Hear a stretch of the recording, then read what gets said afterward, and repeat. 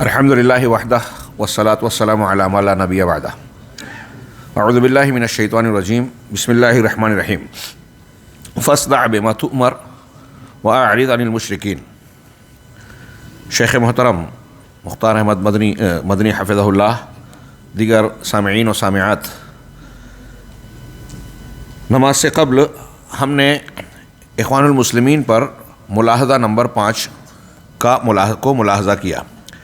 آگے ہم بڑھ رہے ہیں الملاحظۃ السادسہ، چھٹا ملاحظہ۔ میں اردو والی کتاب میں سہولت کے لیے پڑھ رہا ہوں کہ پر اسراریت جس پر اخوان المسلمون کا منہج قائم ہے۔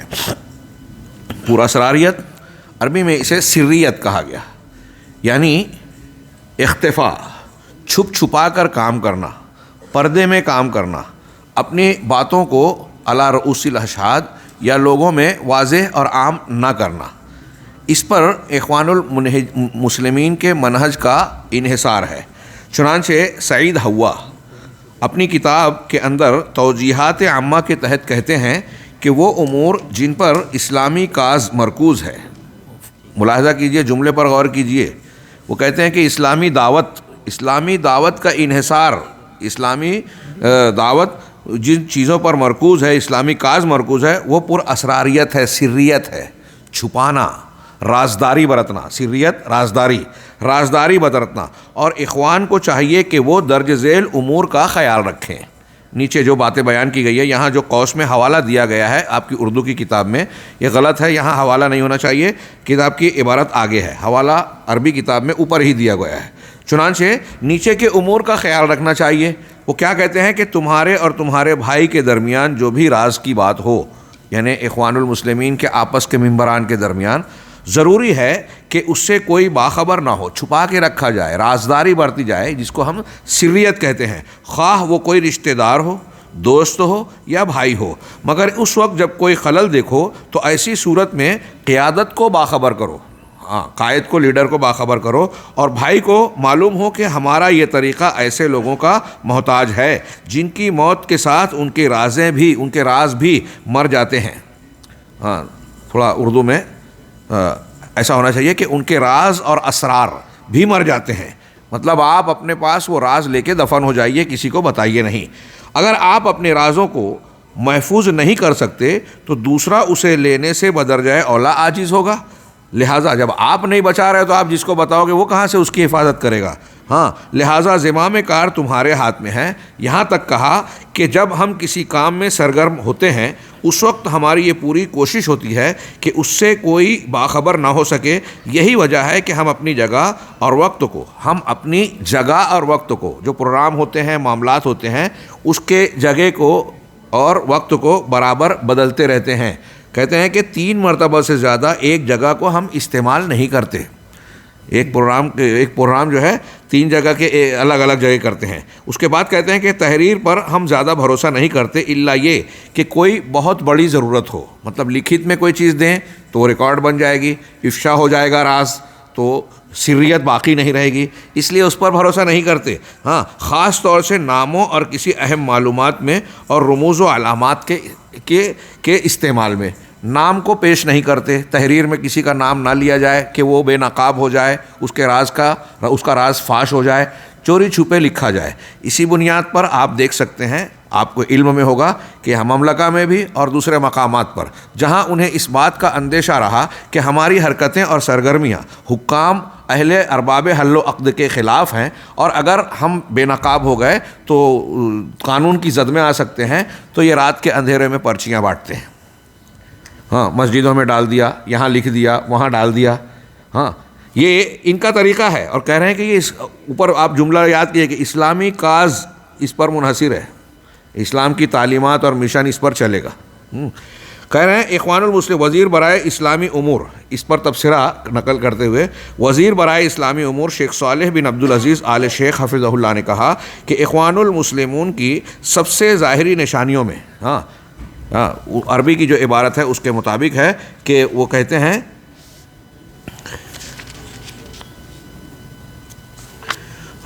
کہ جماعت اخوان المسلمین کی دعوت کا سب سے بڑا اور واضح نمایاں مظہر یہ ہے تکتم، کہ آپ رازداری برتیں، چھپائیں، سریت برتیں، خفا یعنی کوئی چیز کو ظاہر نہ ہونے دیں، مخفی رکھیں، خفیہ طور سے عام کام کو انجام دیا جائے، والتلون اور رنگا رنگی اختیار کیا جائے، یہاں یہ رنگ وہاں وہ رنگ، گرگٹ کی طرح ہمارے یہاں مثال دی جاتی ہے۔ تو یہ یہاں شیخ صالح کا یہ فرمان ہے۔ اسی طرح شیخ کہہ رہے ہیں کہ میں کہتا ہوں کہ یہ چیز اخوانیوں کے بنیادی امور میں شامل ہے، چنانچہ یہ اپنے اکثر اعمال میں مکمل سریت اور پر اسراریت پر بھروسہ رکھتے ہیں، رازداری برتتے ہیں۔ اسی لیے بہت سے اخوانی ایسے بھی ملیں گے جو خود اخوانیوں کے راز کو نہیں جانتے ہیں، بلکہ بعض چھوٹے اخوانی بڑے اخوانیوں تک کو نہیں جانتے ہوں گے۔ یہ جیسے ہمارے ہاں یہودیوں کا سسٹم ہے، آپ پڑھیے کتابوں میں، عالمی میڈیا اور اسلام، نظر الحفیظ ندوی صاحب کی پڑھیے کہ یہودیوں کا جو دائرہ ہوتا ہے کام کرنے کا، صہیونی ماسونی جو تنظیمیں ہیں، اس میں اتنی سریت ہوتی ہے کہ ایک ہی تنظیم کے ممبران بھی ایک دوسرے کو نہیں پہچانتے، چند لوگ واقف ہوتے ہیں، باقی لوگوں سے ناواقف ہوتے ہیں، یہ ان کا طریقہ ہے۔ تو کیونکہ وہ ہر ایک کو راز کی بات اس کے مقام و مرتبے اور فہم کے حساب سے بتاتے ہیں، اسی لیے آپ دیکھیں گے کہ ان کی اکثر ملاقاتیں لوگوں کی نظروں سے دور پہاڑوں، وادیوں، سمندری ساحلوں، بند کمروں جیسی الگ تھلگ چیزوں یا خالی جگہوں میں ہوتی ہیں، بلکہ کبھی کبھی یہ لوگ ایک ملاقات اور میٹنگ کے لیے 100 کلومیٹر سے زیادہ چلے جاتے ہیں۔ میں کہتا ہوں، یہ شیخ کہہ رہے ہیں کہ جو حق پر ہوتا ہے وہ کسی سے چھپتا نہیں۔ کل دمام میں دعویٰ سینٹر میں دمام میں ایک جگہ اسی عنوان پر شیخ محمد رمضان حاجری حفظہ اللہ کے محاضرے کو سامنے رکھتے ہوئے ہمارا پروگرام ہوا، جس کا عنوان ہی تھا کہ وضوح المنہج و اثرہ فی الدعوت فی الدعوہ، کہ منہج کا واضح ہونا، کھلا ہونا، شفاف ہونا اور دعوت و تبلیغ میں اس کے اثرات۔ بہت ہی شاندار محاضرہ تھا اور بہت اہم۔ اس ایک چیز کو بھی آپ سامنے رکھ کے اخوان المسلمین کے مزاج کو سمجھ سکتے ہیں کہ ان کی دعوت، ان کا عقیدہ، ان کا منہج انبیاء کرام اور صحابہ و سلف کے مطابق نہیں ہے۔ نبیوں کی دعوت میں بالکل کھلا پن ہے۔ میں نے ابھی آیت کا ٹکڑا پڑھا، فاصدع بما تؤمر، اللہ نے کہا کہ جس کا آپ کو حکم دیا گیا کھول کھول کر صاف صاف لوگوں کے سامنے بیان کیجیے۔ نبی صلی اللہ علیہ وسلم صفا کی پہاڑی پر چل رہے ہوں یا خط لکھ رہے ہوں یا کسی سامنے آنے والے کسی سردار یا عام آدمی سے دعوتی بات کر رہے ہوں، دو ٹوک انداز میں توحید کی تعلیم دیتے تھے، شرک کا رد کرتے تھے، ہیچ پیچ الجھاؤ نہیں، بالکل صاف صاف باتیں۔ ایک ہی مجلس میں آپ سے کوئی ملاقات کرتا، اس کا دل بدل جاتا۔ یہ معمولی بات نہیں ہے۔ اور ہم دیکھتے ہیں کہ بہت سارے لوگ ایسے ہیں کہ 3 دن تک مجلس میں جا کے کسی کو بیٹھ رہے ہیں، سننے والے کو پتہ ہی نہیں چلتا کہ یہ ان کے بولنے کا مطلب کیا ہے، مقصد کیا ہے۔ لمبی لمبی تحریر پوری میں نے بعض کتابیں پڑھی، لیکن کتاب پڑھنے کے بعد اگر پوچھا جائے کہ صاحب کتاب کہنا کیا چاہتا ہے تو بہت سے لوگ سمجھ ہی نہیں پائیں گے، اتنی دور سے اشارے کنائے میں۔ یہ اشارے کنایوں کی زبان یا دعوت میں یہ رازداری، خفیہ پن، یہ انبیاء کی دعوت کا طریقہ ہرگز نہیں ہے۔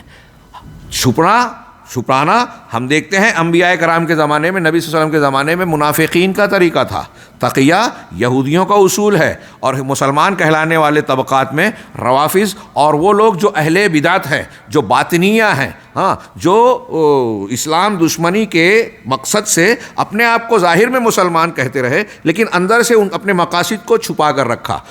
شو یہ کیا کہ ہم اہل بیت سے محبت کرتے ہیں، دکھاوا یہ کیا کہ ہم قرآن کو مانتے ہیں، لیکن بات یہ کرتے ہیں کہ قرآن کے ظاہری الفاظ یہ ظاہر پرست اور سطحیت والے لوگ اختیار کرتے ہیں، ہم قرآن کے مغز کو، اس کے اندر موجود معنی اور مطلب کو اختیار کرتے ہیں۔ باطنیت کے مختلف گروہ اس مقصد کے تحت وجود میں آئے اور انہوں نے اپنے اپنے کام کیے، اور انہی کے یہ چوزے اور انڈے ہیں جو بہت سارے بدعتیوں کی شکل میں، روافض اور صوفیوں کی شکل میں ہمارے سامنے دکھائی دیتے ہیں۔ ان کے اثرات یہاں نظر آئیں گے، تو انہی کا اثر ان پر بھی ہے، اخوانیوں پر، کہ وہ اپنے دین اور دعوت اور اپنے کاز کے کامیابی کے لیے ایک بنیاد مانتے ہیں سریت کو، اختفاء کو، چھپا کر یا رازداری برت کر کام کرنا۔ لیکن شیخ کہہ رہے ہیں، بالکل بجا کہہ رہے ہیں کہ جو حق پر ہوتا ہے وہ کسی سے چھپتا نہیں۔ یہ خود ایک دلیل ہے کہ آپ کو احساس ہے کہ آپ کی بات صحیح نہیں ہے۔ جب دعوت دینا ہے، میں مسلمان ہوں، اپنا مسلمان ہونا چھپاؤں، میں قرآن و حدیث اور عقیدہ توحید کو مانتا ہوں، یہ چھپاؤں، گویا مجھے خود شک ہے کہ میں جو مان رہا ہوں وہ صحیح ہے یا نہیں ہے، تب تو چھپا رہا ہوں۔ اور اگر میں حق پر ہوں، اعلیٰ اعلان کہوں گا، بلکہ لا الہ الا اللہ کی شرائط میں ہم نے پڑھا کہ اس کا اظہار کیا جائے، تمام معبودوں کا رد کیا جائے، ان کے ماننے والوں سے اور ان سے برات کا اظہار کیا جائے۔ انبیاء کا یہی طریقہ رہا، یہی حق ہے اور لا الہ الا اللہ کی شرط ہے. تو جو حق پر ہوتا ہے وہ چھپتا نہیں، اور جو واضح اور صحیح منہج پر ہوتا ہے وہ پردے میں نہیں رہتا. پردے میں چھپ کر وہی رہتا ہے جو غلط کام کرتا ہے یا کسی جرم کی پلاننگ کرتا ہے. اس لیے اے اسلام کے شہدائیو، اللہ سے ڈرو. اس طرح کے گروہوں اور پراسرار تنظیموں سے دھوکہ نہ کھاؤ. یہ لا علاج بیماریاں زہر حلاہل ہیں. سنو اپنے نبی کا کلام جو اس طرح کے منہج سے آگاہ کر رہے ہیں. نبی صلی اللہ علیہ وسلم تمام امور کی رہنمائی فرما کر گئے ہیں. چنانچہ آپ نے فرمایا، سیدنا عمر رضی اللہ تعالیٰ عنہ سے مروی ہے کہ ایک شخص نے نبی صلی اللہ علیہ وسلم سے آ کر عرض کیا، مجھے وصیت کیجیے. آپ نے فرمایا، اللہ کی عبادت کرو، اس کے ساتھ کسی کو شریک نہ ٹھہراؤ، نماز قائم کرو، زکوٰۃ ادا کرو، رمضان کے روزے رکھو، حج و عمرہ کرو. اب آخری جملہ جو ہمارا محل استشہاد ہے اس مقام پر، کہ اپنے حاکم کی اطاعت کرو، ظاہر کو لازم پکڑو اور پورا اسراریت سے بچو. علیکا عربی کی جو عبارت ہے، علیکا بالعلانیہ و ایاک والسر، تم پر علانیہ برملا کھلے طور سے کھلا رہنا لازم ہے. نبی صلی اللہ علیہ وسلم کی وصیت یہ ہے کہ کھل کر رہو. سریت، اختفاء، خفیہ اور رازداری کا معاملہ اختیار نہ کرو. یہ نبی صلی اللہ علیہ وسلم کا فرمان ہے. اور سعید ہوا کہہ رہے ہیں کہ اسلامی کاس کا انحصار اس بات پر ہے کہ سریت برتی جائے. کس کی مانیں گے؟ اس کے بعد بھی اگر اخوانی منہج کو کوئی مانتا ہے تو وہ یہ اعلان کرے کہ وہ کتنا بھی چھپائے، ہمارے سامنے اس بات کا اعلان ضرور ہو گیا کہ وہ اللہ کے رسول صلی اللہ علیہ وسلم کے منہج کو ماننے کے لیے تیار نہیں ہے. یہ روایت جو ہم نے پڑھی یہ دارقطنی نے، سنن دارقطنی میں امام دارقطنی نے نقل کی ہے. اردو زبان میں یہ ذکر نہیں ہے، لیکن نیچے عربی کے حاشیے میں وہ اسنادہ صحیح، کہ اس کی سند صحیح ہے. چنانچہ آگے ایک اور بھی بہت پیارا جملہ نقل کیا خلیفہ زاہد عمر بن عبدالعزیز رحمہ اللہ، جن کو پانچواں خلیفہ راشد بھی کہا جاتا ہے. حضرت عمر بن عبدالعزیز رحمہ اللہ کا یہ قول بھی لکھنے کے لائق ہے. آج کے اہل بدعت اس کو اپنے لیے مشعل راہ بنائیں. وہ کہتے ہیں کہ بدعت کے اصول بتا رہے ہیں کہ جب تم یہ دیکھو کہ کچھ لوگ اپنے دین کے بارے میں سرگوشی کر رہے ہیں، اذا رأیت قوما یتناجون فی دینہم بشیء دون العامہ، عام لوگوں کو چھوڑ کر مخصوص لوگ جو ہے اس میں سرگوشی کر رہے ہیں، راز و نیاز کی باتیں کر رہے ہیں. اگر تم ایسا دیکھو تو فاعلم انہم علی تأسیس ضلالہ، تو یہ بات جان جاؤ، مان لو کہ وہ گمراہی کی بنیاد ڈال رہے ہیں، کسی گمراہی کی بنیاد ڈال رہے ہیں. یہ دیکھیے ہمارے اسلاف کی نگاہ. آج ہم بہت دانشور اور شعور والا اپنے آپ کو سمجھتے ہیں. دین کی ان اصولوں اور ضوابط کو جہاں سلف کی نگاہ پہنچ گئی تھی اور جہاں قرآن و حدیث کی تعلیمات پہنچا رہی تھی وہاں وہ پہنچے ہوئے تھے اور ہم بہت دور ہیں. چنانچہ عمر بن عبدالعزیز رحمہ اللہ کہہ رہے ہیں کہ چوری چھپ کے خفیہ اور رازداری والے انداز میں جو لوگ کام کر رہے ہیں مسلمانوں سے ہٹ کر کٹ کر، تو سمجھ لو کہ وہ گمراہی کی بنیاد ڈال رہے ہیں، تاسیس کر رہے ہیں.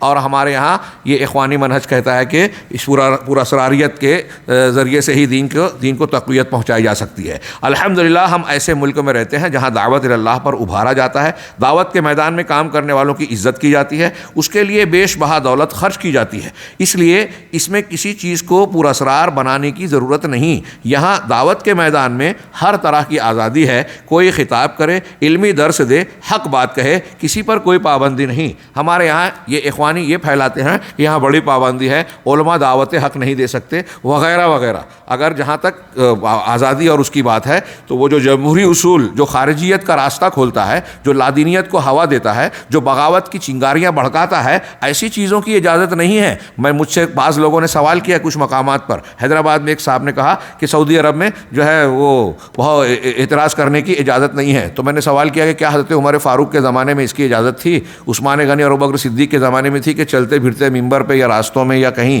اخبار میں خبروں کو بیان کرتے ہوئے آپ حکمراں پر، خلیفۃ المومنین پر، عمرہ اور وزراء پر جو ہے تنقید کے تیر برسائیں؟ کیا اس کی اجازت تھی؟ اور اگر کوئی ایسا کرے تو وہاں کیا ہوتا تھا؟ کس ملک میں ہے یہ جمہوریت ایک کھلونا دیا گیا ہے. آپ چیخیں چلائیں ہمارے یہاں کہ بھوک ہو رہی ہے، ہمارا گھر ٹوٹ رہا ہے، ہماری شہریت چھین لی گئی، کوئی سنوائی نہیں ہے. تو چیخنا چلانا اہمیت ہے یا آپ کا حق ملنا اہم ہے؟ اب یہاں حق مل رہا ہے، چیخنے چلانے کی کیا ضرورت ہے؟ اور یہ اسلامی طریقہ بھی نہیں ہے، یہ جمہوری طریقہ ہے. یہ یورپ والوں اور امریکہ والوں کا ڈھکوسلا ہے کہ آپ کہیں تاکہ کوئی اگر مخالفت میں تقریر کر رہا ہے تو ہماری نظر میں آ جائے، اس پر نگاہ رکھی جائے. یہ ان کا بہت بڑا ڈھونگ ہے، دکھاوا ہے. تو اظہار آزادی اظہار رائے کے نام پر یہ کہتے ہیں یہاں اظہار، ہمارے مسلمان بھی ایک کیا ہے آزادی اظہار رائے؟ حق اور ناحق کا جہاں تک تعلق ہے یہ بات صحیح ہے کہ حق کو مانا جائے، اللہ اور رسول کے حق کی بات کو مقدم کیا جائے. اگر کوئی غلطی کر رہا ہے تو حسب موقع اور جو آداب بتائے گئے ہیں شریعت کے اس کی روشنی میں تناصح، نصیحت و اصلاح کا کام کیا جائے گا. یہ ماحول نہیں بنایا جائے گا بغاوت کا، بدامنی کا، حکام اور علماء کے خلاف لوگوں کو بھڑکانے والا. تو اس کی ضرورت نہیں ہے. ہاں کوئی خطاب کرے، علمی درد حق بات کہے، کسی پر کوئی پابندی نہیں. اللہ کے گھر مساجد ہوں یا کوئی بھی عام جگہ، اس لیے اخوانیوں اللہ سے ڈرو اور اپنی عقل کو ٹھکانے کر لو. یہ 5واں ملاحظہ تھا جس میں یہ بتایا گیا کہ اخوان المسلمین کے منہج میں سریت ہے، اور یہ سریت والا منہج یہود کا ہے، غیر مسلموں کا ہے، اور ہمارے یہاں مجوس کا ہے، روافظ کا ہے تقیہ کے نام پر، اور باطنیہ طبقات کا ہے. ان سے انہوں نے مستعار لیا نبی صلی اللہ علیہ وسلم کا، صحابہ کرام کا، سلف کا، محدثین کا، ائمہ دین کا. ان کا طریقہ دعوت اور دین کے معاملے میں، عقیدے کے معاملے میں سریت کا منہج نہیں ہے. اب جو یہ منہج اختیار کیا ہے وہ ان کے منہج سے الگ ہے، بدعت کو اختیار کیا ہے. 7واں ملاحظہ کہ یہ اپنی جماعت کے رہنماؤں اور مرشدوں کے لیے بے حد متعصب ہوتے ہیں، جیسے حسن بننا، سید قطب، عمر تلمسانی وغیرہ. ہمارے یہاں اس کو مولانا ابوالعلا مودودی صاحب وغیرہ کو ساتھ میں جوڑ لیا جائے. یہ کتنا تعصب کرتے ہیں. کتاب میں جو ہے شاید میں بھول جاؤں، میرے اپنے تجربات ہیں. آپ ان کے سامنے کسی صحابی، کسی محدث، امام بخاری پر تنقید کیجئے، کوئی مسئلہ نہیں. امام زہری پر تنقید کیجئے، کوئی بات نہیں. حضرت امیر معاویہ، حضرت مغیرہ بن شعبہ، ہاں صحابہ کرام رضوان اللہ علیہم اجمعین پر طعن و تشنیع کیجیے. شیعوں کے جواب میں حضرت عائشہ صدیقہ اور ابوبکر صدیق تک کو اگر آپ ہدف بنا لیے تو ان کی غیرت جوش میں نہیں آئے گی. میرا اپنا تجربہ ہے، جماعت اسلامی کے مدرسے میں تھا. ہاں 2 طلبہ شیعہ ہوئے، ام المومنین حضرت عائشہ صدیقہ کو وہ برا بھلا اور گالیاں دیتے تھے. ہاں بعض طلبہ سے جب بے چینی ہوئی، ہاں میں نے یہ مضمون میں لکھا، ان کو بہت برا لگا. ہاں اہل حدیث کا کیلنڈر لگ گیا تو انہوں نے برداشت نہیں کہا یہ یہاں نہیں چلے گا. اور وہ شیعہ حضرت عائشہ کو برا بھلا کہتا ہے. واقعے کی تفصیل ہے. ایک سنی لڑکے کو ہم نے کہا کہ اگر ہماری ماں کو ایک مرتبہ کوئی برا بھلا کہے تو شاید ہم چھوڑ دیں، میں برداشت کر لیں، لیکن ام المومنین کو کوئی کہے ہمارے سامنے کھلی گالی دے ہم برداشت کریں؟ یہ نہیں ہو سکتا. ہمارا ایمان اور غیرت برداشت نہیں کر سکتا. بعد میں ایک طالب نے اسے گالی دینے پر مارا. اس طالب علم جس نے مارا تھا، دینی غیرت کا مظاہرہ کیا تھا، اسے ادارے سے نکالا جا رہا تھا. یہ واقعہ ہے، میں گواہ ہوں، اور اس معاملے میں نے لڑائی کی، اس بچے کو روکنے کی کوشش کی اور روکا الحمدللہ. ہاں یہ ان کی غیرت ہے کہ آپ صحابہ کرام پر طعن و تشنیع، یہاں تک کہ گالیاں دے دیں، جھیل لیں گے. ایسی کتنی مثالیں میں بیان کروں تو لمبی بات ہو جائے گی. خلافت عمر تاریخ سویدان بحرین کا ایک بہت بڑا اخوانی نمائندہ، ہاں اس نے شیعہ ڈیلیگیشن سے کہا کہ آپ اگر حضرت ابو ہریرہ یا صحابہ کو برا کہتے ہو تو ٹھیک ہے، مگر ہمارے سامنے مت بولو. یہ نہیں کہا کہ یہ غلط ہے، یہ مخالفت ہم کرتے ہیں، ہمارے سامنے مت کہیے. صحابہ کرام پہ طعن و تشنیع کے سلسلے میں یہ رفض و تشیع کے اثرات اور یہ کشادگی، یہ برداشت ہے. اہل حدیث کی دعوت برداشت نہیں ہے، اہل حدیث برداشت نہیں ہے، نمبر 1. اور دوسرا، اگر ان کے آپ نے صحابہ پر تنقید کر دی تو برداشت کر لیں گے، لیکن سید قطب پر اگر آپ نے کچھ کہہ دیا، مولانا ابوالعلا مودودی صاحب کی غلطی کو غلطی کہہ دیا، تو اسلام خطرے میں نظر آئے گا، اور یہ آپ سے میدان میں اتر کر جو ہے براہ راست جو ہے 2 بدو مواجہہ اور مقابلہ کرنے کی بات کریں گے. غیرت ان کی جوش میں آ جائے گی. یہ عصبیت ہے، چاہے آپ کی تنقید بجا ہو. وہی بات انہوں نے بیان کی کہ یہ اخوانی لوگ ایسی غلطیوں میں واقع ہو چکے ہیں جن سے توحید میں خلل پڑتا ہے اور شرک غیر اہم ہو جاتا ہے، ہو جاتی نہیں، ہو جاتا ہے. ہاں بدعتیں زندہ ہوتی ہیں، اور جب اخوانی رہنماؤں کی غلطیوں کو بیان کیا جاتا ہے تو یہ باطل دلیلوں سے اسے رد کر دیتے ہیں. اور اللہ کی قسم یہ حسن بننا کا ذکر کبار صحابہ سے بھی زیادہ کرتے ہیں. زیادہ کرتے نہیں. شیخ ابراہیم عثمان کویت کے ایک صاحب ہیں، ان کی کتابیں میں نے پڑھا، انہوں نے نقل کیا ہے حوالوں سے، فی الحال مجھے وہ حوالہ یاد نہیں لیکن میں پیش کر سکتا ہوں. انہوں نے کہا کہ ایک صاحب فرط محبت میں کہتے ہیں کہ حسن البنا کا درجہ صحابہ سے اونچا، نعوذ باللہ. تو ایک سلفی عالم مصر کے اس پر نقد کیا، انہوں نے شدت کے ساتھ انہوں نے اس پر رد کیا. تو اس کے جواب میں ازہر کے عالم یا یوسف القرضاوی، مجھے شک ہو رہا ہے. انہوں نے دفاع کرتے ہوئے کہا کہ یہ تو انفرادی معاملہ ہے, کسی کا اپنا خیال اور جذبہ ہے کہ اس کے اندر شیخ حسن البنا سے ایسی عقیدت اور محبت آ گئی کہ وہ یہ برملا کہہ رہا ہے, تو یہ کون سی ایسی بات ہے کہ اس پر جو ہے چراغ پا ہوا جائے؟ بتائیے, یہ انفرادی چیز ہے. صحابہ کرام سے محبت اور ان کو امت کے طبقات میں, انسانوں میں نبی کے بعد سب سے بہتر ماننا, کیا یہ ہمارے اپنے اختیار اور انفراد کا خیال ہے؟ یہ قرآن حدیث سے ثابت شدہ عقیدہ ہے. کتنے دور ہیں یہ لوگ قرآن و سنت کے دلائل اور منہج سلف سے. قرآن اور سنت میں یہ ثابت ہے, اللہ کے رسول کا فرمان خیر الناس قرنی ثم الذین یلونہم ثم الذین یلونہم, سب سے بہتر زمانہ اللہ کے نبی صلی اللہ علیہ وسلم کو, اس کے بعد صحابہ. اب کوئی کہے کہ اس بہتر زمانے کے مقابلے میں بعد والا زمانے کا آدمی اس سے زیادہ, ہمارے پڑھیے حضرت عبداللہ ابن مبارک سے کسی نے پوچھا کہ عمر بن عبدالعزیز کیا حضرت امیر معاویہ سے بہتر ہیں؟ تو کہا عبداللہ ابن مبارک نے, اور الگ الگ سلف کے اقوال ہیں اس سلسلے میں, انہوں نے کہا کہ اللہ کے رسول صلی اللہ علیہ وسلم کے ساتھ رہتے ہوئے حضرت امیر معاویہ کے ناک میں جو گرد و غبار گیا, عمر بن عبدالعزیز اس درجے کو بھی نہیں پہنچ سکتے تمام تر فضائل کے باوجود. یہ ہے مقام صحابیت. انہوں نے جانا ہی نہیں, دین سیکھا ہی نہیں, اور دین کو قائم کرنے, اسلامی حکومت اور اسلام پسندی کا مظاہرہ کرنے کا جوش و جذبہ ہے, ولولہ ہے. سمجھا ہی نہیں ہے, نہ اللہ کو نہیں سمجھا اور اللہ کے قانون کو نافذ کرنے کی بات کرتے ہیں. تو یہاں ملاحظہ فرمائیں کہ حسن البنا کا ذکر جو ہے کبار صحابہ سے بھی زیادہ کرتے ہیں, بڑے بڑے علماء اور اماموں سے بھی زیادہ کرتے ہیں, جیسے امام احمد, علامہ ابن تیمیہ, اور اسی طرح آخر کی صدیوں میں مصلحین کے ناموں سے بھی زیادہ ان کا نام لیتے ہیں, جیسے مجدد شیخ محمد بن عبد الوہاب وغیرہ. ان سے زیادہ نام کیا لیتے ہیں؟ ان پر تو تنقیدیں کرتے ہیں, ان کے اوپر تو مختلف قسم کے الزامات عائد کرتے ہیں. غیروں کے ریڈی میڈ تیار شدہ الزامات کو مسلمانوں میں پھیلانے کا کام یہی لوگ کرتے ہیں. انہوں نے محمد بن عبد الوہاب رحمہ اللہ کی تحریک جو دعوت توحید پر مشتمل ہے تشدد سے منسوب کرنے کی کوشش کی, اور کہا کہ داعش اور ان لوگوں کے پاس جو ہے شیخ محمد عبد الوہاب کی کتابیں ہیں, جھوٹ ہے. خود ان کے رہنماؤں القاعدہ اور داعش کے لوگوں نے کہا کہ ہمارے پاس سید قطب کی اور ان کے دوسرے جو اخوانی رہنما ان کی کتابیں ہیں, ان کی بنیاد پر یہ علماء کبار کی مخالفت کرتے ہیں اور لوگوں کی تکفیر کرتے ہیں. یہ ان کی کتابوں سے استفادہ کرتے ہیں. میڈیا میں بیان کیا جاتا ہے کہ نہیں, شیخ محمد عبد الوہاب اور ابن تیمیہ کی کتابوں سے. ہمارے ہندوستان کے بھی کچھ اعلی کار ان کے ہیں, وہ یہی اسی قسم کا بیان دیتے ہیں, تحریروں تک لکھ ڈالی. ہاں, بہت سے اخوانی ایسے ہیں کہ قرآن و حدیث سے زیادہ حسن بنا اور سید قطب کے کلام کو یاد کرتے ہیں, اور جو ان کے کلام کو یاد کر لیتا ہے اس کی مدح سرائی کرتے ہیں. اس کا مقام ان کے نزدیک بڑھ جاتا ہے اور اسے دانشور اور مفکر سمجھا جانے لگتا ہے. ولا حول ولا قوت الا باللہ. ان کی کتابیں پڑھائی جاتی ہے, سمجھایا جاتا ہے.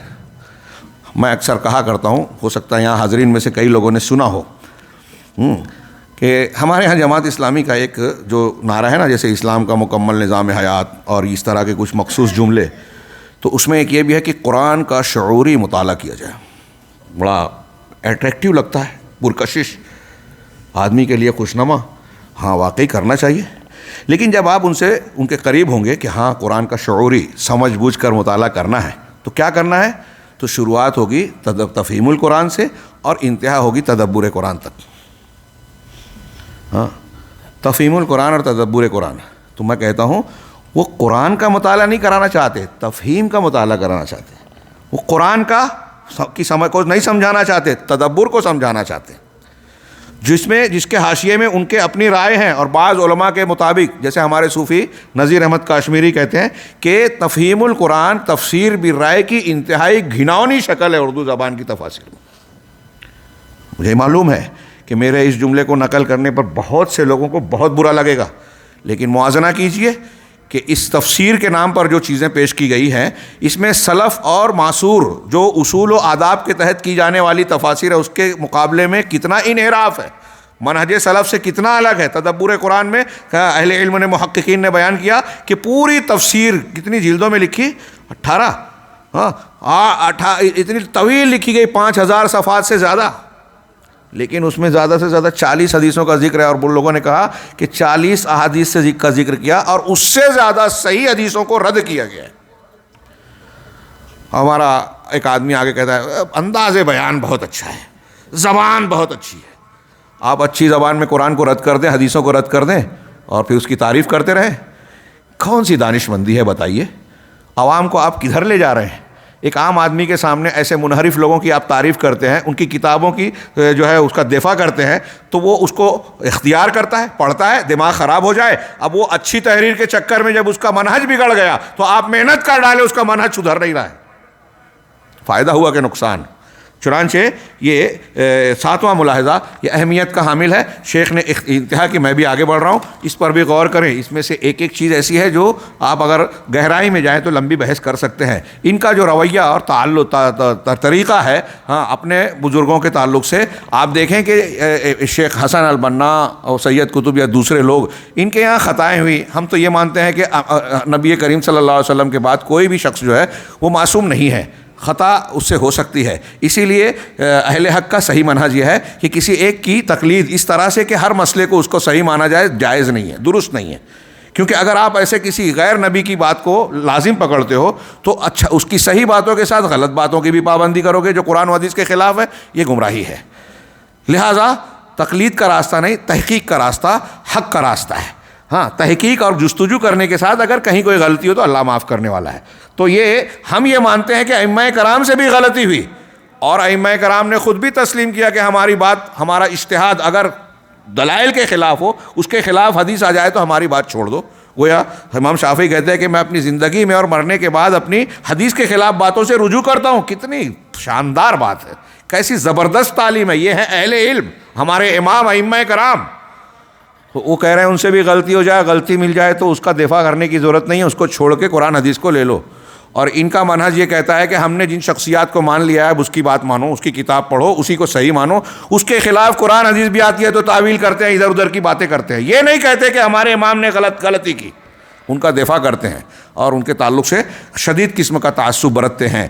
8واں ملاحظہ تعصب سے ہی وہاں شخصیات کا تھا، 8ویں ملاحظے میں کتابوں کا اور تحریرات کا دیا کہ یہ اخوانی کتابوں کے لیے تعصب برتتے ہیں، بطور خاص جماعت کے رہنماؤں اور مفکروں کی کتابوں کے لیے.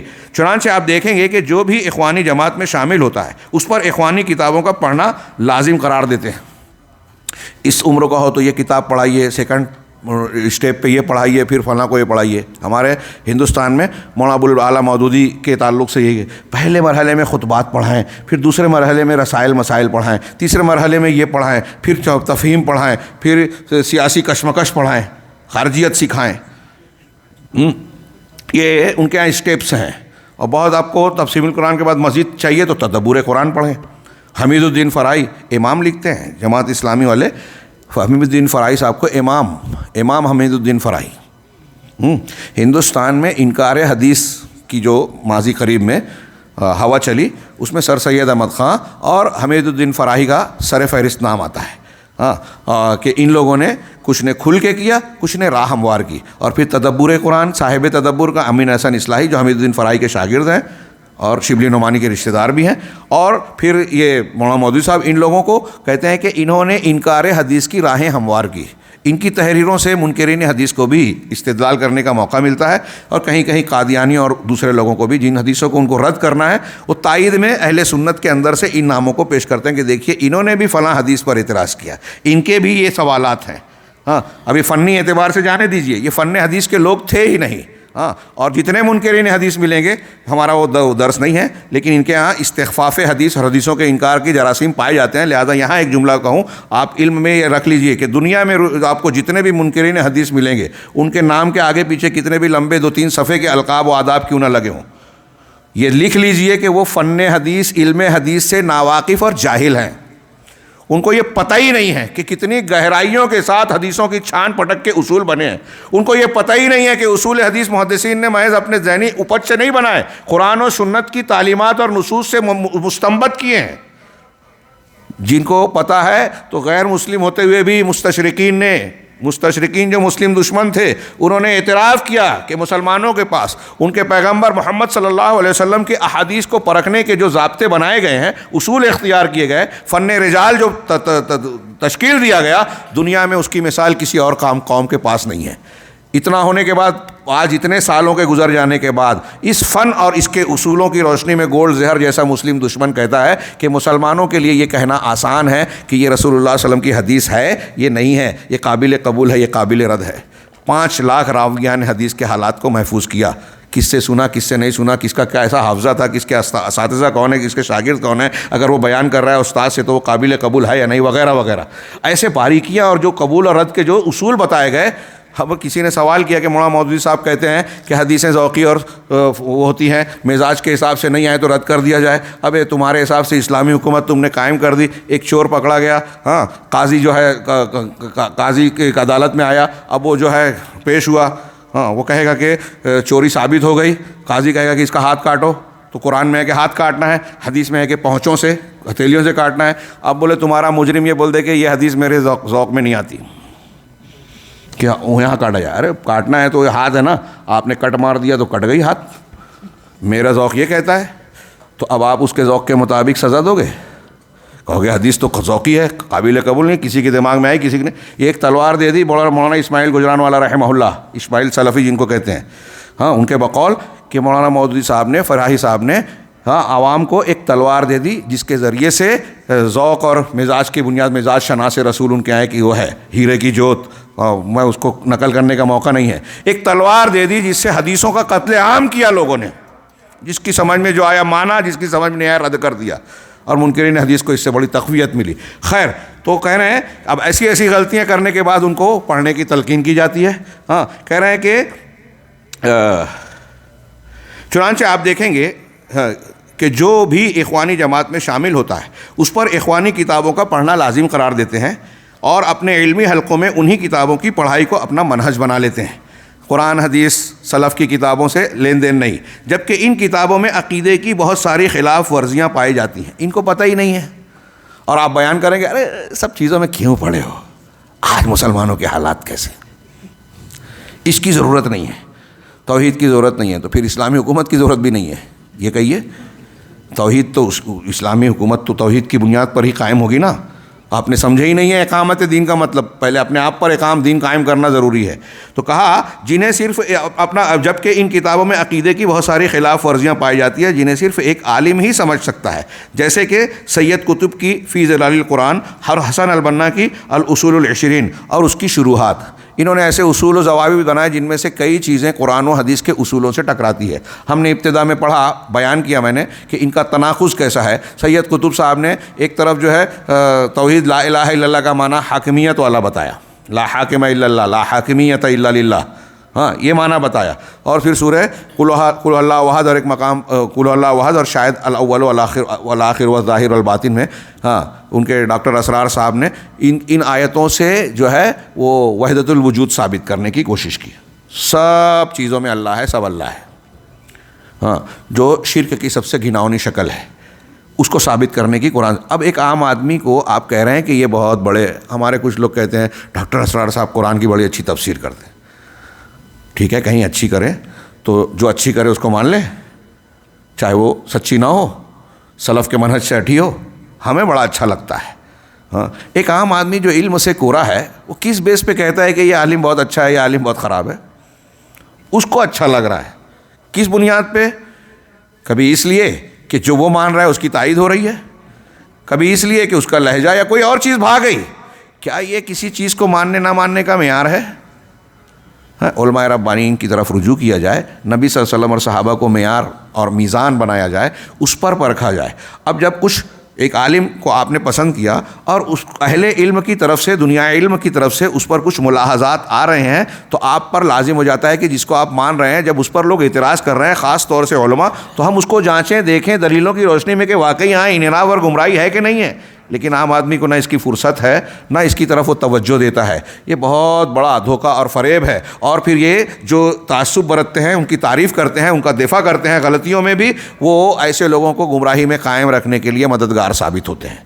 بہت نازک معاملہ ہوتا ہے, اور یہ اس طرح سے گمراہیوں کو کی عمر لمبی ہو جاتی ہے. چنانچہ کہہ رہے ہیں کہ یہ ان کتابوں میں اور ان کی شروحات میں آپ پائیں گے کہ ایسی بہت ساری چیزیں ہیں جو غلط سلط ہے, صحیح عقیدے اور منہج کے خلاف ہیں. بلکہ مجھے اچھی طرح یاد ہے, انہوں نے ایک واقعے کا ذکر کیا کہ ایک صاحب کو دیا تو اس نے ساری جو ہے اخوانیت کے اور مشتمل کتابوں کو خریدا. اگلا پیراگراف دیکھیے کہ دعوت توحید کے جو ائمہ ہیں, امامان ہیں, جیسے شیخ الاسلام ابن تیمیہ, علامہ ابن قیم, شیخ محمد بن عبد الوہاب وغیرہ, ان سب کی کتابوں کے لیے ان کے یہاں کوئی جگہ نہیں ہے. آپ دیکھیں گے کہ ان کی اہمیت کا بھی ان کو احساس نہیں ہے, کیونکہ علم کی خوبو سے بہت دور ہے. ہاں، بلکہ یہ اپنی علمی محفلوں میں صرف اخوانی کتابوں کو پڑھا. اور حیرت کی بات، آج کل ایک بحث چلتی ہے نا، مستند غیر مستند علماء. غیر مستندوں میں جو ہے لوگوں میں جو ہے برادرز اور سسٹرز کا سسٹم چلا ہے، یہودیوں عیسائیوں سے جو اصطلاح لی ہے. ہاں، اس تناظر میں آپ غور کیجئے. سید قطب عالم تھے جی، جانتے ہیں آپ؟ سید قطب کی ڈگری کیا تھی؟ علم دین والی نہیں تھی، عصری علوم کی تھی، کلین شیو والے، سوٹیڈ بوٹیڈ.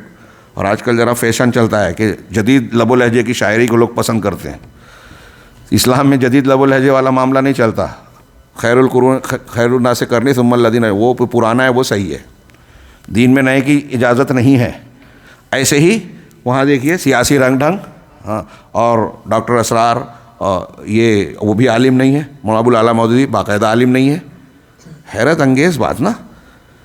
انہوں نے بنا ڈالی اور پھر ایک سلسلہ چلا اور ان کے پیچھے اندھے ہو کر لوگ پیچھے چل رہے ہیں. اب کوئی کہہ رہا ہے کہ وہاں خطا ہوئی ہے، غلطی ہوئی ہے، اگر ان کی کچھ اچھائیاں ہیں تو ٹھیک ہے، غلطیاں ہوئی ہیں تو آپ متنبہ ہو جائیں، ان کے منہج کو اختیار نہ کریں غلط کاموں میں. تو اس پر عصبیت، تعصب، اور پھر یہ ایک ظلم کی بات ہے کہ ان کی کتابوں اور فکر سے لوگوں کو اس طرح جوڑ دیا جائے کہ ہمارا قرآن و سنت کا جو اصلی ورثہ ہے، یہ شیخ الاسلام علامہ ابن قیم محمد رضوی ان کی شخصیت سے ہم کو معاملہ نہیں ہے. انہوں نے جو دعوت پیش کی، جو کتابیں لکھی، وہ قرآن و حدیث کی روشنی میں تشریحات اور منہج سلف کی وضاحت کی. علامہ ابن تیمیہ سے معترضین نے جب اعتراض کیا، بادشاہ کے پاس شکایت کی اور ان کو بلایا گیا کہ بتاؤ تمہارا عقیدہ کیا ہے، تو انہوں نے اپنی العقیدۃ الواسطیہ پیش کی کہ آپ کے اتنے سال پہلے 7 سال پہلے میں نے بیان کیا. تو کہا یہ تو امام احمد بن حنبل کا ہے. کہا امام احمد بن حنبل کا نہیں، جتنے ائمہ گزرے ہیں سلف کے سب کا یہ عقیدہ ہے. اور میں کوئی بھی چیز پیش کرتا ہوں تو اپنے مقابل کو 3 مہینے کا وقت دیتا ہوں کہ میں نے جو باتیں مانی ہیں، عقیدہ سلف کے طور پر جو چیز پیش کی ہے، صحابہ، تابعین، تبع تابعین، ان میں سے کسی ایک کا قول یا کسی ایک سے اس کی مخالفت ثابت کر دے، میں رجوع کر لوں گا. 3 مہینے کا وقت دیتا ہوں. ہاں، اور آزاد ہیں، اور مجھ سے دلیل مانگے، میں جو پیش کر رہا ہوں کہ میں نے یہ جو بات کہی ہے اس کی کیا دلیل ہے، تو میں دلیل دینے کے لیے تیار ہوں. کتنی صاف شفاف بات ہے. سریت والا دین نہیں مانتے تھے. ہاں، تو ان کو یہ نہیں جانتے، ان کے مقام سے واقف نہیں ہیں، ان کے دلائل سے واقف نہیں ہیں. چنانچہ یہ جو ہے ان کی کتابوں سے لوگوں کو دور کرتے ہیں. میں عرض کر رہا تھا کہ یہ تعجب کی بات ہے، جن کی کتابیں حق پر مشتمل ہیں، منہج سلف کو بیان کرتی ہے، عوام کو اس سے بدظن کر کے ان سے دور کر دیا. اور جس میں خرافات ہیں، انحرافات ہیں، بدعقیدگی ہے، صحیح منہج سے انحراف پایا جاتا ہے، اس کو لوگوں کو کہتے ہیں کہ یہ پڑھو، یہاں آپ صحیح دین کو جانیں گے. ہاں، اب ایسے کتنے لوگ کہتے نظر آتے ہیں کہ شرک اور بدعت پر اوپر سے پڑھیے، بلکہ یہ اپنی علمی محفلوں میں صرف اخوانی کتابوں کو پڑھاتے ہیں تاکہ لوگوں کے دلوں میں اخوانی منہج، اس کے رہنماؤں اور ان کی کتابوں سے محبت پیدا ہو جائے. اسی لیے ان کے اثر سے اب ایسے کتنے لوگ کہتے نظر آتے ہیں. بہت سے لوگ ملیں گے، خاص طور سے عصری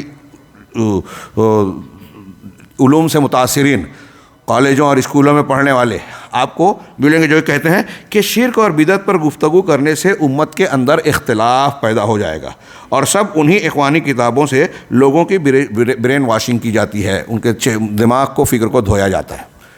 شرک اور بدعت کی باتوں کے کرنے سے اختلاف پیدا ہوتا ہے. شرک اور بدعت کی باتوں کو نہ کرنے سے اتحاد پیدا کر کے دکھایا آپ نے. کہاں دکھایا؟ کوئی ایک مثال پوری تاریخ میں کہ شرک پر رد کرنا بند کر دیا تو قوم کے لوگ، ملک کے لوگ متحد ہو گئے. ہاں، شرک اور توحید پر بات نہیں کی. کسی ایک نبی کی دعوت بتائیں جس نے ایسے مقاصد کے تحت یا مصلحتوں کے تحت، دنیاوی مصلحتوں کے تحت لوگوں کے خیال کو سامنے رکھتے ہوئے توحید کے معاملے کو جو ہے وہ پیچھے لے لیا ہو، اس میں کوئی سمجھوتا کر لیا ہو، اس کے معاملے کو ڈیلے کر دیا ہو. ایسی کوئی مثال نہیں ملے گی. یہ ایک فریب اور دھوکہ ہے، غلط بات ہے. غلط منہج کا نتیجہ ہے کہ آدمی اپنی حقیقت کو فراموش. اگر کوئی توحید اور شرک کے مسئلے کو غیر اہم سمجھتا ہے تو یوں سمجھ لیجئے کہ وہ اسلام کی بنیاد کے تعلق سے گمراہی یا انحراف کا شکار ہو گیا ہے، وہ اصل منہج سے ہٹ گیا ہے. ٹائم ہو گیا کیا؟ ہاں. 9واں ملاحظہ، یہ اپنے اخوانی رہنماؤں کے لیکچروں کے لیے تعصب رکھتے ہیں اور پیروکاروں کو سلفی علماء کے علمی لیکچروں میں شامل ہونے سے روکتے ہیں، بلکہ سلفی علماء کے لیکچر کو ہی روکنے کی کوشش کرتے ہیں کہ ان کا لیکچر، ان کا پروگرام، ان کی دعوت رک جائے، تھم جائے. چنانچہ آپ دیکھیں گے کہ اگر کسی اخوانی عالم کا خطاب ہوتا ہے تو پورے شہر اور بستیوں سے نوجوانوں کو اکٹھا کرتے ہیں، خوب دھوم. ہاں، ان کے یہاں پروپیگنڈا اور مشنری، ایک طرف کچھ معاملات میں سریت ہے اور کچھ معاملات میں جمہوری اعلان اور میڈیا کا استعمال ہے. اس معاملے میں ان کے جو سرپرست ہیں روافظ، پھر ان کے سرپرست ہیں جو یہودی، ان کا ساتھ دیتے ہیں. ہاں، ان کو لائک کرنا، عام لوگوں میں یہ پیش کرنا کہ ارے اتنے لوگ ہیں. ہاں، ان کا بہت بڑا جلسہ ہوتا ہے چند لوگوں پر مشتمل. ہاں، اکثر ایسا ہی ہوتا ہے. آپ اخبار میں پڑھیں گے تو بہت بڑا، دیکھیں گے تو بہت چھوٹا نظر آئے گا. اکثر ایسا ہی ہوتا ہے. ہاں، میڈیا ان کا خاص ہتھیار ہے. ہاں، جمہوریت کا چوتھا ستون، اور یہ لوگ سیاسی اسلام کے علم بردار ہیں. ہاں، ہمارے شیخ استاد اور رہنما اللہ غریق رحمت کرے عبید اللہ کشمیری صاحب کہا کرتے تھے کہ مولانا مودودی نے دعویٰ کیا اسلامی سیاست کا، جماعت اسلامی نے سیکھ لیا سیاسی اسلام. ہاں، لیکن اگر وہ خطاب کسی سلفی عالم کا ہوتا ہے کہ کہتے ہیں کہ جمع کرتے ہیں اپنے لوگوں کے لیے، لیکن اگر وہ خطاب کسی سلفی عالم کا ہوتا ہے تو لوگوں کو اس سے دور رکھنے کی کوشش کرتے ہیں، یا پھر اسی وقت میں کوئی دوسرا خطاب رکھ دیتے ہیں. اور یہاں جملہ نے لکھا کہ یا پھر یہ کوشش کرتے ہیں کہ وہ پروگرام نہ ہو سکے. کمپلین کر دیا، جھوٹی رپورٹ دے دی، اپنے آدمیوں کو لگا دیا. شیعہ آدمی اگر عہدے پہ ہے ہمارے ہندوستان میں تو اس سے کمپلین کرواتے ہیں. یہ واقعات ہیں. ہاں، بلکہ حد تو یہ ہے کہ اگر خطاب سلفی عالم کا ہوتا ہے تو اس کا اعلان یہ لوگ مٹانے کی کوشش کرتے ہیں، یا یہ اپنی آخری حد تک پہنچ کر خطاب کرنے والے ہی کو دھمکی دے ڈالتے ہیں. ہاں، گویا ان کے یہاں گروہی اور حزبی تعصب انتہا کو پہنچا ہوا ہے. 10واں ملاحظہ، اخوانیوں کا آپس میں ایک دوسرے کے لیے تعصب رکھنا. یہ تیزی سے ہم اس سے گزر رہے ہیں کہ چنانچہ جب کسی اخوانی کو پتہ لگتا ہے کہ کوئی اس کی جماعت میں شامل ہوا ہے اور وہ پہلے حکومت میں کسی اہم پوسٹ پر رہ چکا ہے، منصب اور اقتدار والا تھا، تو اس کے ساتھ وہ چپک جاتا ہے اور دوسروں کے مقابلے میں اس کا ساتھ زیادہ دیتا ہے، اگرچہ دوسرا اس کے مقابلے میں زیادہ ہی کیوں نہ اس کے مقابلے میں زیادہ متقی اور پرہیزگار ہی کیوں نہ ہو. جملہ ایسے ہونا چاہیے، کوئی کتنا بھی نیک ہو، جو عربی عبارت کا تقاضا ہے، اس کے مقابلے میں کوئی کتنا بھی نیک ہو، اگر کوئی شخص پوسٹ والا ہے، اقتدار والا ہے، تو اس سے زیادہ رسم. میں نے بتایا نا کہ سیاسی اسلام اور اسلامی سیاست دیکھیے یہاں بھی نظر آ رہا ہے. آپ سنیں کہ ایک اخوانی مفکر جاسم محلل کے کلام کو جو اسی موقف کو ثابت کر رہا ہے. چنانچہ موصوف کہتے ہیں کہ اخوانی دعوت اس بات کو کلی طور پر پسند نہیں کرتی، انہیں کلی طور پر ناپسند کرتی ہے. کس کو؟ کہ اس کی صف میں کوئی ایسا شخص آ جائے جو اس کے پلان اور سسٹم سے نفرت کرتا ہو، جو اس کا کاز ہے، اخوانیوں کا جو طور طریقہ اور مقصد ہے، اس میں کوئی اختلاف رکھتا ہو. ایسا آدمی ہمارے لیے قابل قبول نہیں ہے، خواہ وہ کتنا ہی بڑا کیوں نہ متقی اور پرہیزگار ہو. کتنا بڑا متقی پرہیزگار ہو، یہ نہیں چلے گا. اب ہم کو سکھا رہے ہیں کہ کشادگی اختیار کرو. ایک طرف کہتے ہیں کہ فاتحہ پڑھو کہ نہ پڑھو، شرک کرو کہ توحید پہ ایک ہو جاؤ، اور یہاں کہہ رہے ہیں کہ ہمارے مقصد سے اگر وہ متفق نہیں ہے یا پورا نہیں اتر رہا ہے اس سے، تو ہم کو نہیں چلے گا. کیا تضاد ہے. جب اتحاد کی بات کرتے ہیں تو شرک کو بھی قبول کریں گے، اور یہاں اپنے کاز میں اختلاف رکھنے والا بھی قابل قبول نہیں ہے. کیا وہ یہ کہنے کے لائق ہیں ہم سے ایسے حالات ہیں، شرک اور توحید اور بدعت اور سنت کی بات کیوں کرتے ہو؟ ہاں، تو کہہ رہے ہیں کہ اسلام اور اس کے عقیدے کو اچھی طرح سمجھتا ہو، ہاں، چاہے وہ آدمی جس کو جو ہمارے اس سے موافق نہیں ہے ہم اس کی مخالفت کریں گے، کتنا بڑا متقی ہو، اسلام کے عقیدے کو اچھی طرح سمجھتا ہو، کتابوں کو سب سے زیادہ پڑھنے والا ہو، مسلمانوں میں سب سے زیادہ متحمس یعنی باغیرت، ہاں، اور نماز میں سب سے خشوع والا ہی کیوں نہ ہو. کتاب کا حوالہ ہے.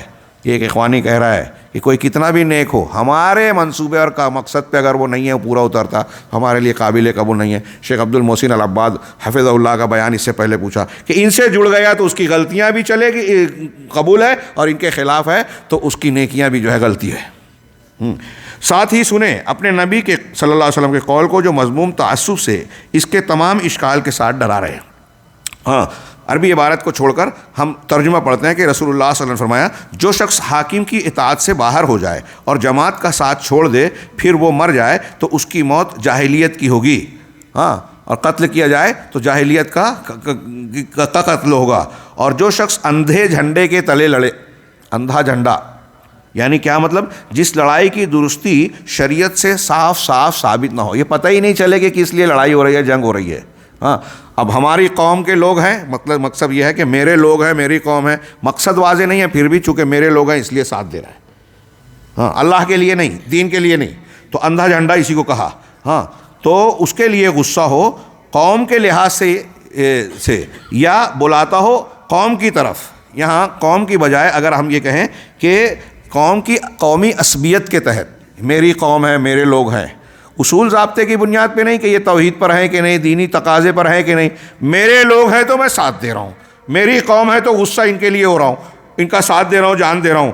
جو ایسا کرے تو اور اللہ کی رضامندی مقصود نہ ہو، پھر مارا جائے تو اس کا مارا جانا جاہلیت کے زمانے کا سا ہوگا، یعنی اسلام والے زمانے میں وہ نہیں مارا جا رہا ہے. اور جو شخص میری امت پر دست درازی کرے اور اچھے اور بروں کو ان میں جو اچھے برے ہیں سب کو قتل کرے، اور مومن کو بھی نہ چھوڑے، حملہ کر رہا ہے مسلمانوں پہ، اچھے برے سب کو بم دھماکہ کر رہا ہے، اب اس میں جو مجرم ہے نہیں ہے یا گنہگار ہے نہیں ہے سب کو ختم کر رہے ہیں. ہاں یہ لوگ ان کا منہج ہے، طریقہ ہے. ہاں اور جس سے عہد ہوا ہو اس کا عہد پورا نہ کرے، حکومت میں رہ رہے ہیں، اپنے آپ کو ظاہر میں سلفی کہہ رہے ہیں، اندر سے کہہ رہے ہیں کہ نہیں ہم تو ایسے ہیں.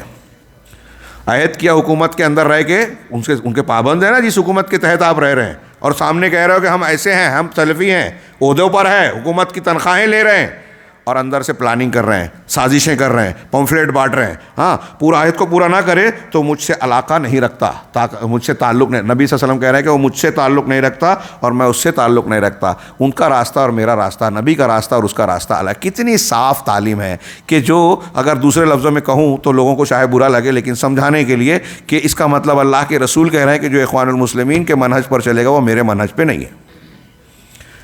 ہاں جو اس منہج پہ چلے گا وہ میرے منہج پہ نہیں ہے، میں اس کے طریقے پہ نہیں، میرا اس سے تعلق نہیں، اس کا مجھ سے تعلق نہیں، یعنی وہ مسلمان نہیں ہے یا اسلام کے طریقے پہ نہیں ہے. اس حدیث کے اندر وجہ استدلال یہ قول ہے کہ غصہ ہو قوم کے لحاظ سے، بلاتا ہو قوم کی طرف یا مدد کرتا ہو قوم کی، مطلب عصبیت، قومی عصبیت کی بنیاد پر اس کا غصہ، اس کی دشمنی، اس کا قتال قومی عصبیت کی بنیاد پر ہے، دین کے لیے، اللہ کے لیے نہیں. ہاں شیخ الاسلام علامہ ابن تیمیہ نے فرمایا جس نے کسی کے لیے تعصب برتا خواہ وہ کوئی بھی ہو. یہ جو آگے انہوں نے کئی اقوال نقل کیے ہیں، ہاں لمبا سب پورا نہیں پڑھ پائیں گے، لیکن میں آپ کی توجہ دلانا چاہتا ہوں کہ اس میں جو اقوال علامہ ابن تیمیہ کے کئی اقتباس ہیں. علامہ ابن تیمیہ نے ایک جگہ یہ کہا اور پھر بعض دوسروں کے بہت اہمیت کے حامل ہیں ہمارے تقلیدی سماج کے لیے بھی، اور یہ جو شخصیتوں کی بنیاد پر طے کرتے ہیں. آج کل ہر جگہ سوال ہے، ایک آدمی کسی کو پکڑ لیا، ابو خدیجہ، ڈاکٹر اسرار، مرزا علی، فلاں اور فلاں، اس کی بنیاد پر وہ لڑ رہے ہیں، جھگڑ رہے ہیں، جیسے پورا دین وہاں سمٹ آیا، اور علماء چیخ چلا رہے ہیں، اس کو سننے کو تیار نہیں ہے. ہاں ان کی غلطیوں کو بتا رہے ہیں تو ان کا دفاع کرنے میں لگے ہیں، جیسے ان کا دفاع کرنا ہو آپ اسی کے لیے پیدا کیے گئے ہو. اللہ کی توحید، عظمت، کبریائی اور رسول اللہ صلی اللہ علیہ وسلم کی سنتوں کو پڑھیے، دیکھیے. صحیح منہج اور دین جو بالکل واضح اور صاف ہے، اس کے لیے اگر آپ اپنے اوقات اور اپنی صلاحیتوں کو لگائیں گے تو دوسرے کاموں کے لیے وقت نہیں ملے گا. یہ جو بھنگ دھتورے جو دوسروں نے ہمارے درمیان کاشت کرنے کی کوشش کی ہے، ان کی گند اور گندگیاں نہیں پھیلے گی مسلمانوں میں. آپ ان کو بڑھاوا دیتے ہیں، فارورڈ کرتے ہیں، اس مردوں کو زندہ کرتے ہیں، ان کو چھوڑ دیجئے. امام احمد بن حنبل سے کسی لوگوں نے آ کے پوچھا کہ فلاں کے بارے میں کیا کہتے ہو، روایتیں بیان کرتا ہے دین کی. کہا میں اس کے تعلق سے بات کرنا بھی پسند نہیں کرتا، اس کا منہج منحرف ہے. اگرچہ وہ آپ کی نظر میں بعض اچھے کام کرنے والا ہے، لیکن وہ چونکہ گمراہ ہے، منحرف ہے، اس لیے اس کا ذکر بھی مت کرو. لوگ کہتے ہیں اس کا نتیجہ یہ نکلا کہ لوگوں نے اس سے تعلق چھوڑ دیا، اور جب اس کی موت ہوئی تو 3 یا 4 لوگ اس کے جنازے میں تھے. آج ہمارے یہاں بدعتیوں کو فروغ ملتا ہے. ایک آدمی آ کے بولتا ہے میں نبی ہوں، تو اس کے پیچھے بھی چلنے والے کچھ بیوقوف ہو جاتے ہیں. ہاں نعوذ باللہ من ذالک. تو یہ بڑی جو ہے گمراہی کی بات ہے. علامہ ابن تیمیہ کے ان اقتباسات کو غور سے ملاحظہ فرماؤ. کہتے ہیں کہ جس نے کسی شخص کے لیے تعصب برتا، خواہ وہ کوئی بھی ہو، چنانچہ اس نے دوستی یا دشمنی اس کے لیے کی، تو اس کا شمار ان لوگوں میں ہوگا جو دین کے اندر اختلاف کر کے گروہوں میں بڑھ گئے. اور ایسا بھی نہیں ہونا چاہیے کہ ائمہ و مشائخ کو معیار بنایا جائے. بہت غور سے کسی کو آپ نے متعین کر لیا، اب یہ صحیح ہے، یہ جو بول رہا ہے اس کو مانو، ہے جو نہیں بول رہا نہیں. ہمارے لیے معیار یہ شخصیت ہے، وہ کوئی امام ہو، کوئی بزرگ ہو، کوئی بھی شخصیت. علامہ ابن تیمیہ کہہ رہے ہیں کہ یہ منہج درست نہیں ہے، یہ اصول صحیح نہیں ہے. شخصیات کی بنیاد پر تعصب، اس کی وجہ سے محبت کرنا، اس کی وجہ سے نفرت کرنا. اب ہم نے اگر سید قطب کو یا مولانا ابو المودودی پر کی غلطی کو غلطی کہہ دیا تو آپ ہمارے دشمن بن گئے، یہ جائز نہیں ہے. شخصیات کی بنیاد پر محبت اور نفرت نہیں ہوگی، اللہ اور توحید کی بنیاد پر ہوگی، دین کی بنیاد پر ہوگی۔ یہ علامہ ابن تیمیہ اور دوسرے بہت سے علماء نے اس کو کئی انداز میں کہا کہ کسی کے لیے جائز نہیں ہے کہ ایک شخصیت کو مقرر کرے، اس کو اپنے محبت اور نفرت کا معیار بنائے، جو وہ کہے وہ قبول کرے، جو نہ مانے وہ رد کر دے، قرآن حدیث اور ایک کنارے رکھا جائے، ان کی باتوں کو دین کا معیار بنا دیا جائے۔ تو شیخ کہہ رہے ہیں جو ان کے موافق ہو اس سے محبت کی جائے، اور جو ان کے خلاف ہو اس سے دشمنی کی جائے۔ یہ جائز نہیں ہے کسی کو ایسا درجہ دینا، بلکہ ایک انسان کے لیے ضروری ہے کہ وہ اپنے دل کو صاف رکھے، تفقہ حاصل کرے، دین کی سمجھ حاصل کرے اور اسی پر عمل کرے۔ کسی کے لیے یہ جائز نہیں کہ وہ کسی ایسی بات کی طرف بلائے جس کا وہ اعتقاد رکھتا ہو، محض اس وجہ سے کہ وہ اس کے امام کا قول ہے اور اس کے لیے جھگڑا کرے، ہاں، بلکہ ایسے قول کی طرف بولانا چاہیے جس کا حکم اللہ اور اس کے رسول نے دیا ہو، یا اللہ اور اس کے رسول نے اس کی خبر دی ہو، اس لیے کہ اسی میں اللہ اور اس کے رسول کی اطاعت ہے۔ یہاں اور بھی اقوال نقل کیے ہیں اور یہ بہت مفید اقوال ہیں، اس لیے میں کہوں گا کہ اس کا ایک مرتبہ آپ ضرور اسے مرور کریں، نظر سے گزاریں۔ جو میں نے تھوڑا سا بتایا اور پہلے قول میں پڑھا اس کو کئی انداز میں بیان کیا کہ کسی شخصیت کو متعین کر کے اس کی بنیاد پر کسی کو قبول کرنا اور رد کرنا یہ جائز نہیں ہے، ہاں۔ اور شیخ نے پھر اسی کو ذکر کرتے ہوئے، میں مجموع الفتاویٰ کی یہ عبارتیں ہیں صفحہ نمبر 117 پر سیکنڈ پیراگراف میں دیکھیے، حافظ ابن رجب رحمہ اللہ نے فرمایا، علامہ ابن تیمیہ کی کئی پیرائے میں کئی بات کو ابن رجب بھی فرما رہے ہیں، کہہ رہے ہیں کہ اسی طرح اشخاص سے محبت کا مسئلہ ہے، اس میں واجب یہ ہے کہ یہ محبت رسول کے تابع ہو، رسول اللہ صلی اللہ علیہ وسلم کی شریعت کے مطابق ہو۔ چنانچہ مومنوں پر واجب ہے کہ وہ اللہ سے، سمجھا یہ جملہ، شخصیتوں سے محبت اگر آپ کر رہے ہیں تو آپ کی لوگوں سے محبت کرنا رسول کی شریعت اور تعلیمات کے تابع ہونا چاہیے۔ اللہ کے رسول کی شریعت کے مطابق جو قابل قبول قابل محبت ہے اس سے محبت کریں، اس کے مطابق جو محبوب محبت کے لائق نہیں ہے اس سے نفرت کریں۔ یہ ولا اور برا کا مسئلہ بھی آ گیا پیچھے جو ہم نے پڑھا ہے، ہاں۔ کہا چنانچہ مومنوں پر واجب ہے کہ وہ اللہ سے محبت کریں اور ہر اس شخص سے محبت کریں جس سے فرشتے، انبیاء اور رسول، صدیقین، شہداء اور صالحین محبت کرتے ہیں، اور جس کی محبت اور دشمنی لینا اور دینا سب خواہشات نفس پر مبنی ہو تو یہ اس کے واجبی ایمان میں نقص ہوگا۔ اگر لینے اور دینے کی محبت کوئی اور شخصیت بن گئی تو ہمارا جو ضروری بنیادی ایمان ہے اس میں کمی ہو گئی، ایسی صورت میں اس پر توبہ ضروری ہے۔ بعض حالات میں یہ کفر ہوگا، کفر، ہاں۔ وہ رسول صلی اللہ علیہ وسلم کی لائی ہوئی شریعت کی اتباع کرے، اللہ اور اس کے رسول کی محبت اور ان کی خوشنودی کو خواہشات نفس پر مقدم رکھے۔